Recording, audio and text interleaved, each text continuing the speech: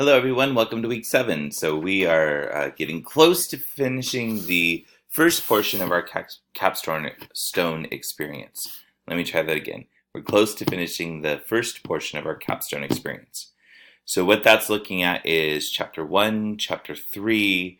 We've completed some annotated bibliographies, getting us ready to move on to our second period of time. But let's get through this period first.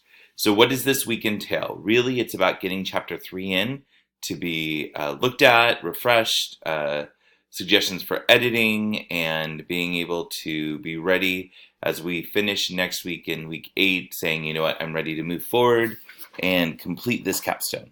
So with that, let's talk about this week and what needs to be done. So it's data collection tools and putting it all together is what the focus is.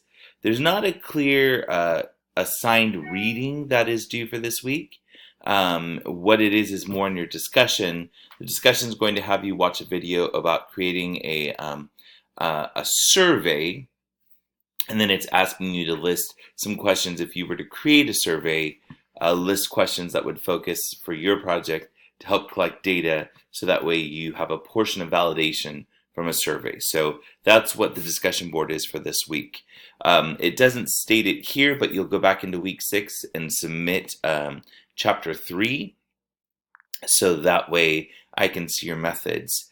I do want to bring up, last week you read about triangulation, and we do need to look at in your chapter 3, how are you triangulating? What are you doing to validate yourself? Yes, you have the research reading, that is one component of it, but just remembering that you want other components to be able to bring in a style of data, whether it's qualitative from writing, quantitative from numbers, but you want something that validates you. So you're all thinking, wait a minute, Will, you told us that we didn't have to really complete a strategy if it didn't work out. And you are right to that point, but there is dialogue and conversation that you can have to create then a researcher notebook, and that notebook would be something that you start in Google or in Word, just a date entry and a discussion or reflection on something that you found from research or in a discussion with others. And then also in that notebook, if you're having a discussion with others, that informal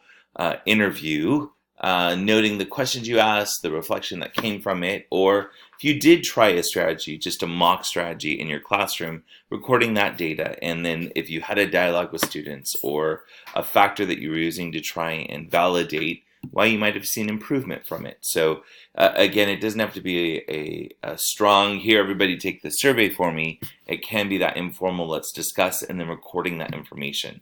But again, if you do try a strategy, you can bring up the idea of a pre and a post. If you're going to do it for a couple of weeks, you can just give a student survey just to have them write their words of their thoughts in implementing something. But again, you want that other source of data to in essence, bring in that triangle of, you know what, it all focuses on this one point.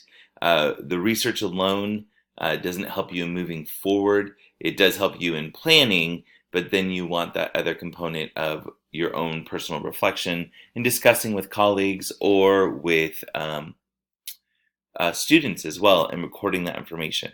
Now that if you do a researcher journal, you will add that as part of your appendices at the end. So remember that you do not want it to be something that is going to have student names directly. That's where we talk about maybe student numbers, that you have that list of student numbers somewhere. It doesn't need to be shared with me, but just have that piece so that way you know, oh, this is the student that I'm referencing to, so you're not confused. So that is this week in looking at data collection, getting in chapter 3, and the sooner you can get chapter 3 in, that's great. If not, you do have till this Sunday, just that reminder of grace.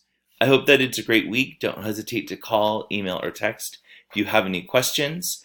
As we look forward to next week in the live session is more of a check-in, so we might have a joint session together at 7 p.m. That's just something to think about, but I'll give you more information next week. God bless.